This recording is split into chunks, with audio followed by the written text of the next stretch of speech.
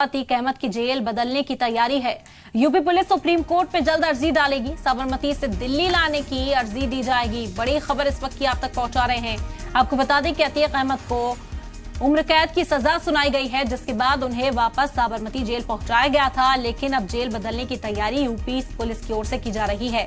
आपको बता दें कि यूपी पुलिस सुप्रीम कोर्ट में जल्द अर्जी डालेगी।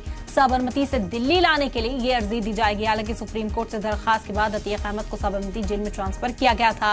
अतीक अहमद लगातार इस बात को दोहराते अपने वकीलों के जरिए सुप्रीम कोर्ट में नजर आए थे कि उनकी जान को खतरा हो सकता है अगर उन्हें कहीं और रखा जाता है तो। और इस बीच आपको बता दें कि उम्र कैद की सजा सुनाए जाने के बाद अब यूपी पुलिस की ओर से कवायद तेज कर दी गई है कि ये जेल बदली जाए।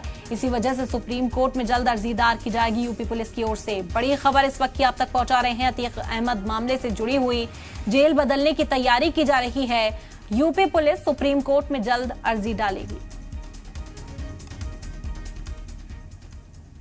साबिक एमपी अतीक अहमद के दो नाबालिग बेटों की रिहाई के मामले में आज सीजेएम कोर्ट में समाअत होगी। अतीक की अहलिया शाइस्ता परवीन की अर्जी पर मकामी अदालत लगातार समाअत कर रही है।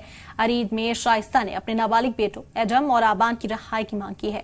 दरअसल शाइस्ता ने पुलिस पर अपने बेटों को गैर कानूनी तौर पर हिरासत में रखने का इल्जाम लगाया। शुरुआत में पुलिस और बाल सुधार घर अदालत से बचती नजर आई, लेकिन बाद में अदालत ने जब नोटिस जारी किया तो साफ हुआ कि अतीक के दोनों बेटे राजरूपपुर में बाल सुधार गृह में रखे गए हैं। बता दें कि प्रयागराज से साबिक रुकने पार्लिमान अतीक अहमद के नाबालिग बेटों की रिहाई का ये पूरा मामला है। अतीक के बेटों पर आज सीजेएम कोर्ट में समाअत होगी। पिछली 2 बार से समाअत को टाला जा रहा था। वकीलों की हड़ताल की वजह से समाअत मुमकिन नहीं थी, लेकिन आज एक बार फिर से वो तारीख है जब इस मामले में समाअत होनी है।